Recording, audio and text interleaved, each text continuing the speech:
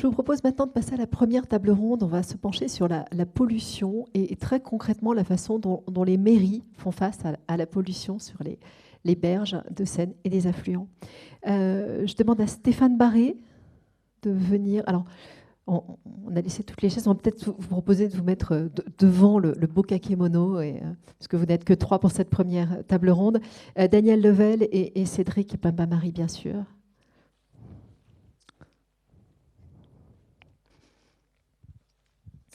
Alors, Stéphane Barré, vous êtes maire de Ouassel, président du SMEDAR. Vous nous expliquerez exactement ce que c'est. À vos côtés, Daniel Level, vous êtes maire de Fourqueux et président du SMSO.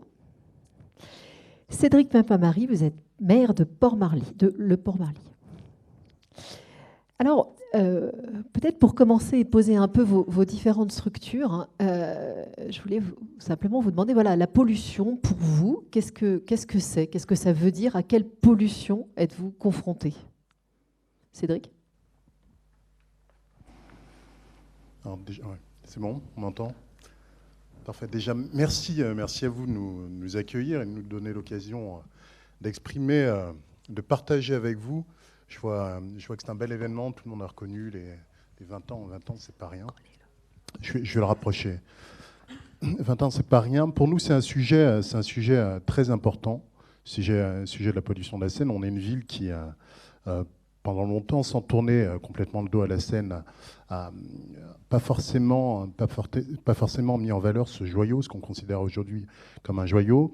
Et on se rencontre au gré des événements climatiques, notamment des dernières années, notamment en 2018, où ça a été assez criant, puisque en 2018, un maire des Yvelines constatait un barrage proche de sa commune, quasiment un continent de déchets. Et ces déchets-là, avant d'arriver chez lui, ils passent chez nous. Et on les voyait passer assez impuissants, parce qu'on les voyait dévaler la Seine. C'est des continents de déchets, matières plastiques et bien d'autres matières qui se retrouvent dans la Seine venant de nos villes. Donc il y a ces premières pollutions-là. Il y a d'autres pollutions, mais qui sont liées à la vie aussi du fleuve, puisqu'on a des personnes qui habitent en ville, on a des personnes qui habitent le fleuve également. Et à chaque fois, on cherche les meilleures solutions pour rendre compatible ce mode d'habitat. Et on a le sujet de l'assainissement des domiciles de ceux qui habitent sur le fleuve. Voilà, nous, c'est les deux principales sources sur lesquelles on cherche à trouver des solutions à apporter. Daniel Level, même sujet, plus la présidente du SMEDAR, peut-être? Alors, sujet un peu différent, je ne m'exprime pas en tant que maire de Fourqueux. Mon fleuve, c'est le rue de Buzeau, qui est en partie busé, et on travaille beaucoup, on en parlait tout à l'heure de renaturation, on travaille pas mal sur le débusage du rue de Buzeau. Mon propos, c'est plutôt celui du président du SMSO, syndicat mixte, donc, qui gère la GEMAPI, la gestion des milieux aquatiques et prévention des inondations. Je pense que vous êtes un peu habitués aux acronymes, hein, vous êtes tous un peu autour de l'eau, donc on peut vous parler simplement. Et on gère la GEMAPI sur toute la vallée de la Seine, dans les Yvelines. Et donc moi, j'ai deux types de pollution dont on essaye de s'occuper avec le SMSO. C'est la pollution visuelle dont tu parlais, celle qui se promène sur la Seine, et celle qui crée des guirlandes de Seine.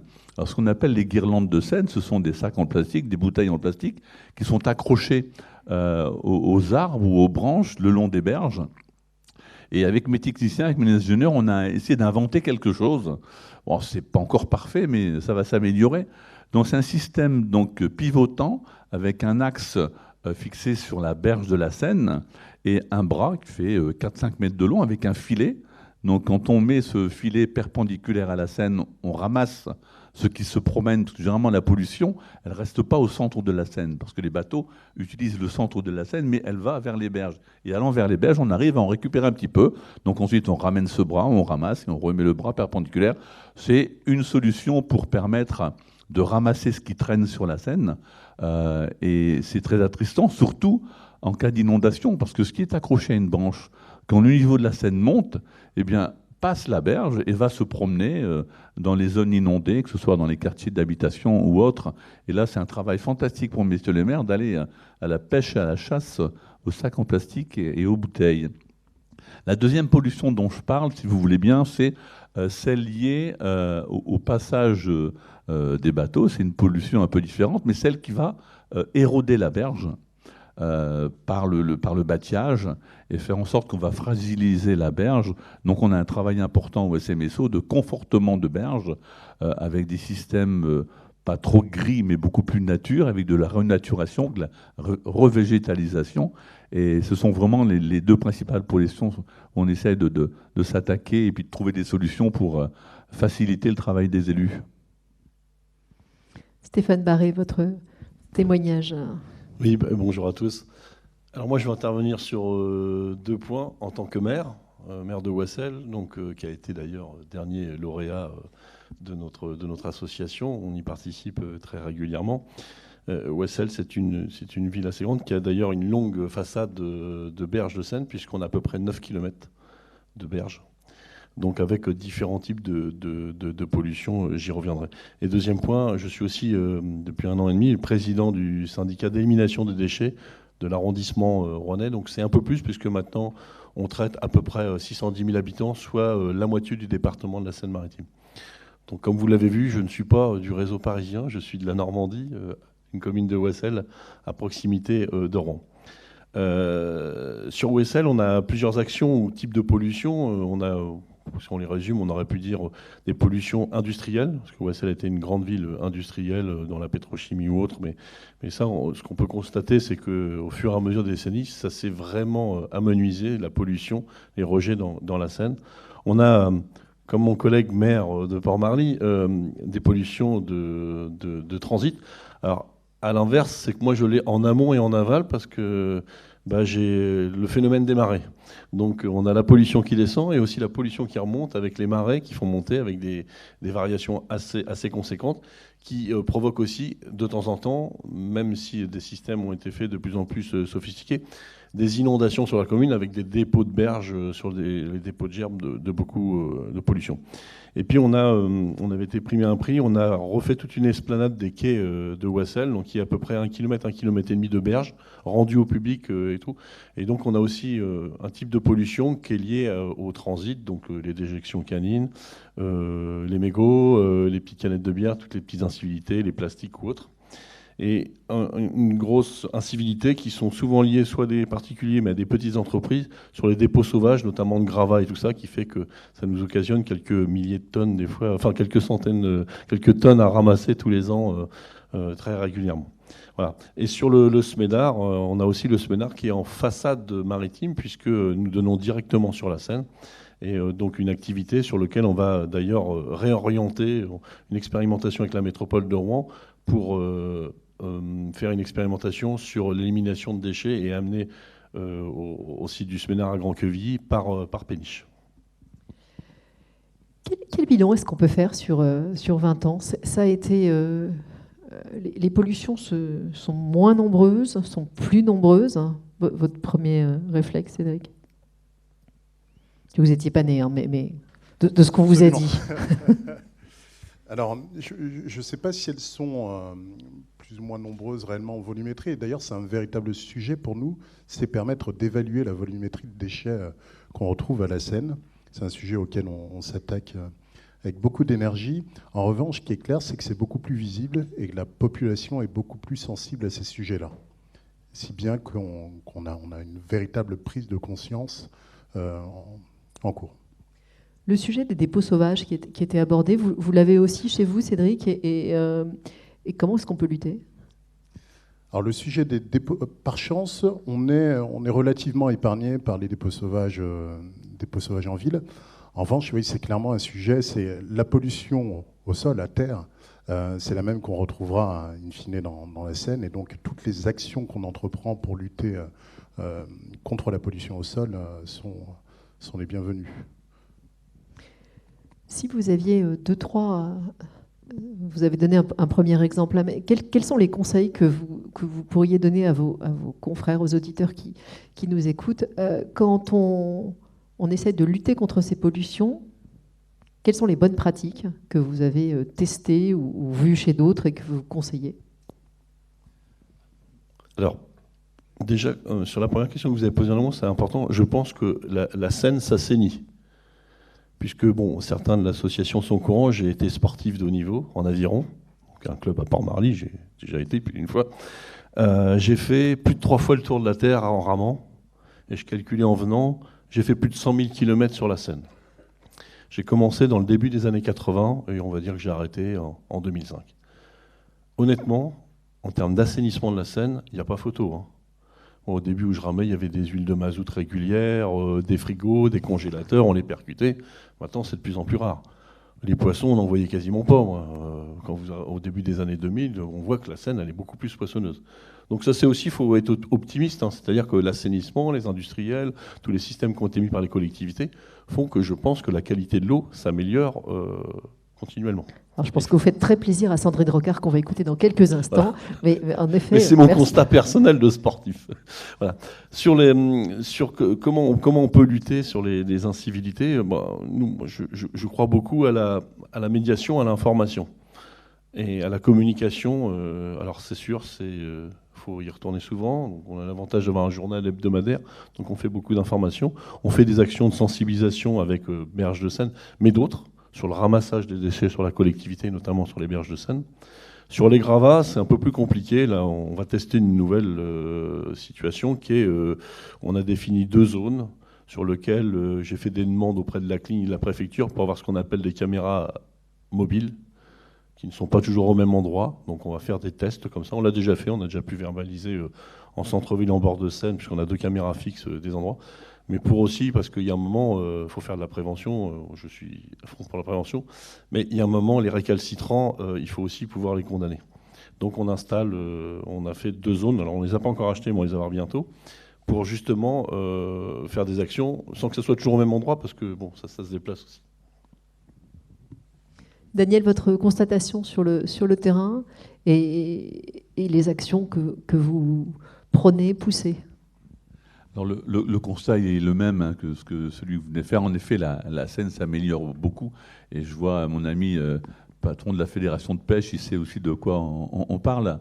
Moi, j'ai juste une position peut-être un petit peu candide, un petit peu rêveur, mais la meilleure des pollutions, c'est celle qui n'existe pas. Donc c'est vraiment de sensibiliser, d'informer, de responsabiliser. On sait que les industries maintenant, à part accidentellement, il n'y a plus de pollution industrielle, à part des accidents. Les collectivités elles font beaucoup d'efforts sur l'assainissement, les choses sont traitées. Mais peut-être c'est le grand public qui aujourd'hui malheureusement est celui qu'on a un peu plus de mal à toucher. Et celui qui jette sa bouteille d'eau en plastique vide, eh ben non monsieur ou non madame, c'est pas ça qu'il faut faire. Et c'est vraiment de sensibiliser, d'expliquer, d'apprendre. Et puis, si un jour on arrive à avoir des citoyens plus respectueux de cette belle grande dame qu'est la Seine, dont parlait déjà Napoléon quand il était au Havre, en disant du Havre à Paris, une seule rue, la Seine, même si le président Mitterrand l'a repris après, Napoléon s'occupait déjà, rêvait déjà d'une grande Seine. Je crois qu'on peut sensibiliser pour faire en sorte qu'on puisse diminuer c'est cette pollution individuelle qui reste celle la moins maîtrisable. Cédric, vous parliez de la prise de conscience que tout le monde a.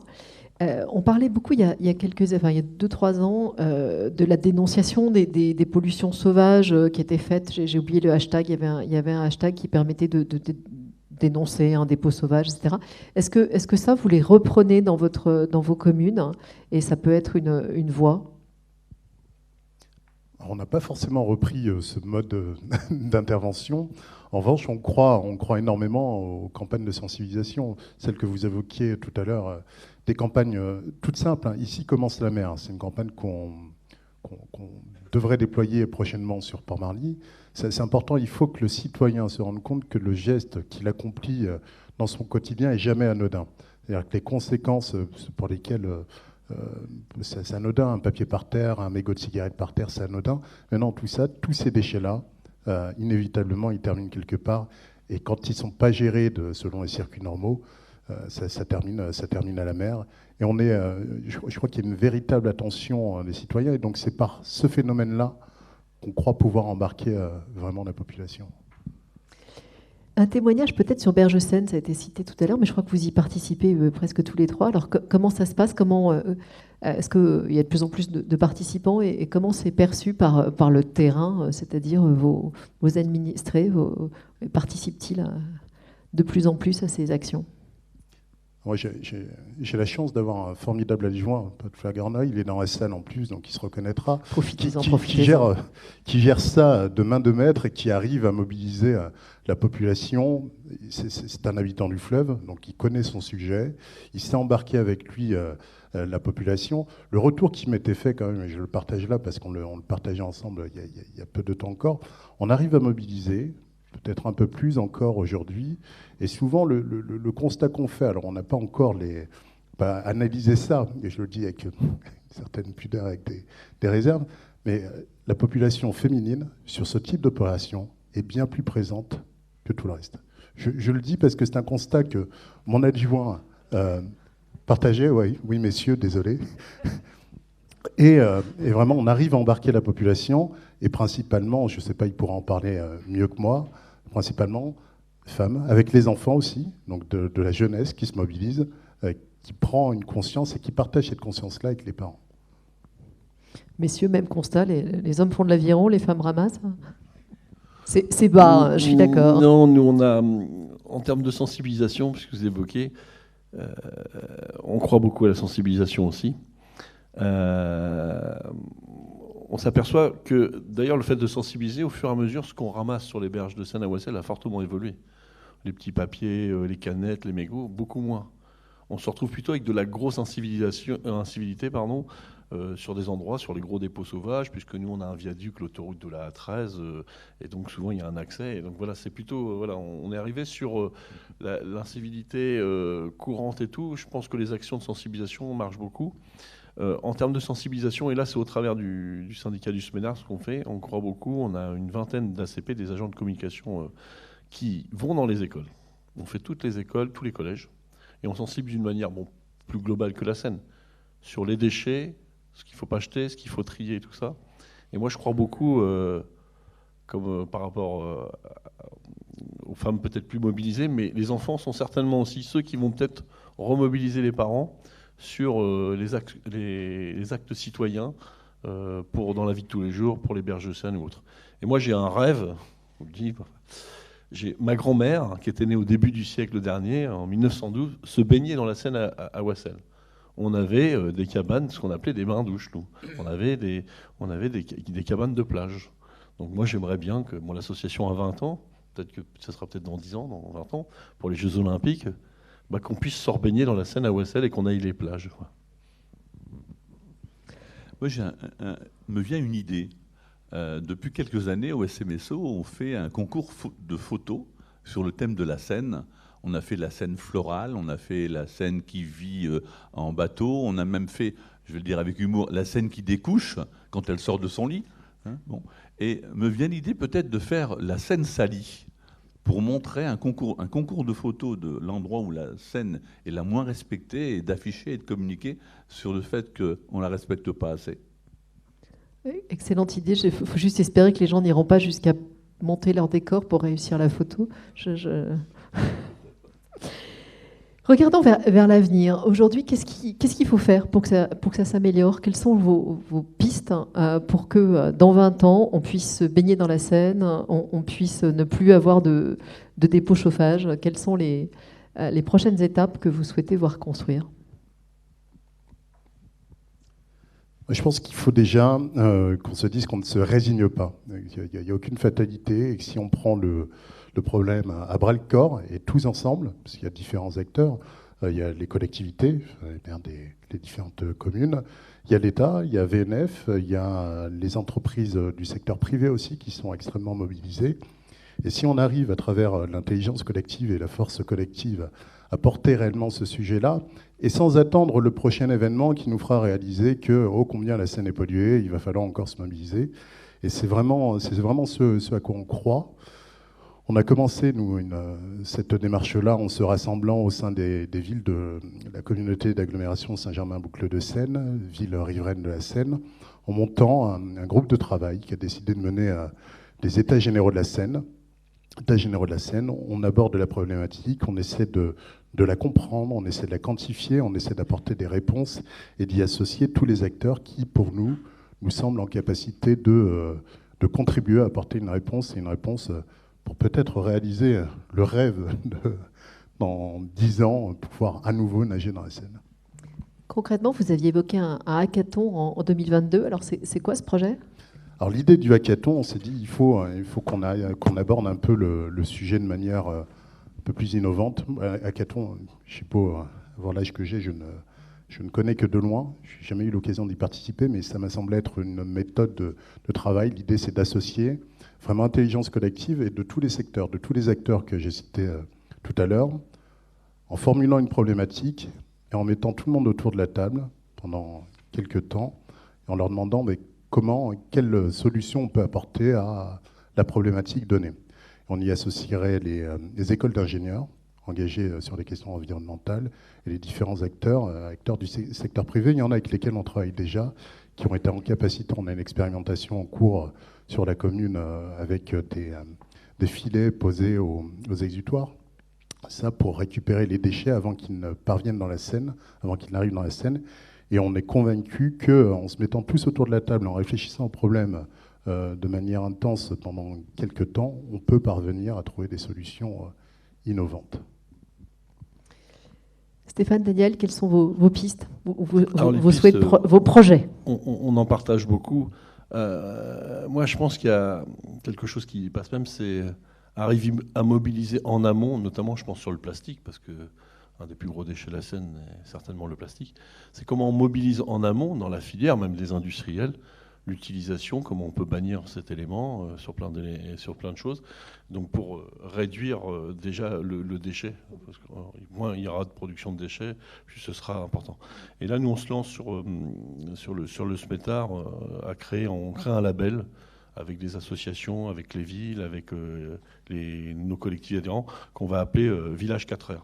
4R, donc à chaque fois pour le R, c'est réduire le déchet, le recycler, voilà. Donc on va essayer de créer une marque, de développer quelque chose autour de ça pour encore sensibiliser. Alors je pense qu'il faut qu'on descende aussi pour progresser. Il va falloir qu'on descende de plus en plus dans la sensibilisation des gens. Il faut qu'on aille chercher des populations qui ne le sont pas encore. Donc ça c'est, si on veut progresser, il va falloir qu'on aille toucher les dernières couches un petit peu réfractaires. Daniel ? Moi, je ne crois pas à la recette miracle. Ça y est, on a trouvé quelque chose pour que la Seine ne soit plus polluée. J'y crois pas. Mais comme tu parlais de l'intelligence collective, de réflexion collective, c'est comme ça qu'on va y arriver. Chacun a un morceau de la recette. Chacun a un ingrédient. Et tout le monde doit participer à la création de cette recette, à la réalisation de cette recette pour améliorer, pour apporter. Il y a des choses qui sont plus faciles à faire, des choses qui sont plus difficiles à faire. On n'arrêtera pas du jour au lendemain. Mais si, en fait, aujourd'hui, les 20 ans de l'association, dans 20 ans, si on pouvait se dire « Ah, il n'y a plus de plastique sur la Seine », on aurait gagné vraiment quelque chose. Est-ce qu'il y a une question pour nos intervenants ? Parce que je vous surprends là tout à coup, je vous réveille. N'hésitez pas. Alors, en revanche, je vais garder mon micro, je vous le tends, parce qu'on a... Je garde mon micro. Ah oui, d'accord, pardon. Oui. Une question, remarque, Monsieur Level, vous parliez tout à l'heure des différents acteurs de la Seine dans vos deux missions qui sont une, éviter la pollution, et deuxièmement, motiver les usagers, non pas ceux qui sont sur la rive, mais ceux qui sont sur le fleuve. Vous parliez de la plaisance. Je suis président du Yacht Club de Paris-Bastille. Donc je sais, quand on n'est pas prudent quant à la vitesse de nos bateaux, quand est-ce qu'on peut regarder que notre vague derrière fait quelques dégâts. Je rebondissais, et c'est un peu une offre que je vous fais sur votre opération photo. On organise, nous, beaucoup de concours photo au Yacht Club. Généralement, c'est des jolies photos. Je serais prêt à faire un concours de moches photos. Et ça, vous parliez tout à l'heure du président de la pêche, ça serait aussi un moyen de réunir l'ensemble des acteurs, parce que je l'ai listé, pêche, voile, paddle et aviron, sont déjà 4 catégories qui ne se parlent pas entre elles, on le sait depuis 30 ans, et on commence à se parler les uns les autres. Et de l'autre côté, le Yacht Club, la DHF et la NPUI, qui sont pour la DHF les représentants des péniches et la NPUI les navigants. Là, je pense qu'il y a quelque chose de... Parce que ça répond aussi à une problématique qui est importante et que je retrouve dans beaucoup de réunions avec des collectivités territoriales en ce moment, c'est la communication. C'est pas tout de faire des beaux supports de communication, il faut qu'on trouve le moyen de les diffuser sur les bonnes cibles. SMSO, on est prêt à vous accompagner, à travailler ensemble. Si on peut monter quelque chose d'intelligent en termes de concours photo, ça, il n'y a pas de problème. On l'a fait depuis des années. Mais on a informé de l'existence de ce concours photo dans les communes qui étaient adhérentes du syndicat. Jadis, c'était les 42 communes où passe la Seine dans les Yvelines. Maintenant, nos adhérents, ce sont les intercommunalités. Mais je pense que par les intercommunalités, par les villes que composent l'intercommunalité, on peut vraiment diffuser. Ça, il n'y a pas de souci. OK ? Alors voilà une première façon de vous faire parler les uns avec les autres. La Seine en partage aussi, c'est le principe. Donc on y arrive. On arrive à la conclusion de notre table ronde. J'ai envie de vous proposer en message de conclusion, si vous aviez un message à faire passer, un petit message sur lequel vous souhaitez insister, profitez-en face à notre assemblée ici, à ceux qui nous écoutent à distance. Daniel ? Le message le plus simple, c'est déjà à l'école, de sensibiliser sur le fait que ce fleuve doit rester le plus propre possible et vraiment, dès le plus jeune âge des enfants, leur faire comprendre que quand ils voient leurs parents jeter un papier, même par négligence, lequel se retrouvera dans la Seine, eh bien, ça ne se fait pas. Je pense que c'est le premier message, c'est ça, c'est de l'information, c'est de la sensibilisation. Pour le grand public. Au grand public, oui. Stéphane ? Alors moi, je vais aller sur un sujet sur l'industrie et citer un exemple qui se passe sur notre métropole, qui est une usine qui a fermé d'un groupe allemand parce qu'il ne faisait pas assez de bénéfices, sur qu'on appelait Chapelle d'Arblay à Grand Couronne, et qui était une usine exemplaire en termes d'un point de vue développement durable. Je m'explique, elle recycle du papier. C'était quasiment un des derniers endroits, puisque maintenant, si vous voulez recycler du papier, il faut aller l'exporter dans les Vosges, quasiment. Et nous, on avait cette chance d'avoir cette usine qui était à quelques kilomètres de nous, et donc qui servait beaucoup au réseau parisien, parce que c'est là que vous veniez envoyer tous vos papiers recyclés, et aussi tous vos mobiliers bois d'usine ou autres écomobiliers qui étaient brûlés. Donc, pareil, le papier recyclé était brûlé, il récupérait les bouts, il les brûlait, il prenait de l'eau de la Seine, il la rendait plus propre que ce qu'il l'avait prise. Donc voilà, et cette usine, elle est à l'arrêt, c'est un combat qu'on mène, et pour des raisons financières, donc on se bat pour que justement les élus puissent racheter le terrain, parce qu'il y a un projet qui est prêt à continuer cette activité. Et c'était vraiment une entreprise qui agissait avec son fleuve. Et donc, ça, voilà, c'est un message aux industriels qu'il ne faut pas toujours penser qu'à l'argent, parce que quand on en fait, le développement du papier, moi je discutais avec une autre entreprise, DS Smith, pour ne pas la nommer, dans notre région, qui est à Saint-Étienne-du-Rouvray. Il me dit, il n'y a pas assez de papetiers maintenant en Europe. Alors, voilà, gardons-les en France, surtout quand on a des entreprises qui peuvent être exemplaires d'un point de vue développement durable. Cédric, votre message ? Mon message... Restons déterminés, ne lâchons rien et conjuguons les efforts. Parce que je vois qu'il y a énormément d'initiatives. Alors nous, on a entrepris notre propre initiative en essayant de rassembler assez largement. Et je crois que réellement, en conjuguant tous ces efforts-là, on ne peut qu'atteindre les résultats qu'on espère. Donc il y a effectivement les États généraux de la Seine, mais les États généraux de la Seine qu'on a décidé de lancer, c'est une initiative parmi d'autres. Il faudrait qu'on arrive à conjuguer et rassembler toutes ces initiatives. Et il y a de belles initiatives, donc je prends connaissance et j'aurai à cœur, moi, d'en échanger davantage pour qu'elles soient partagées par le plus grand nombre. Merci beaucoup. Merci à tous les trois.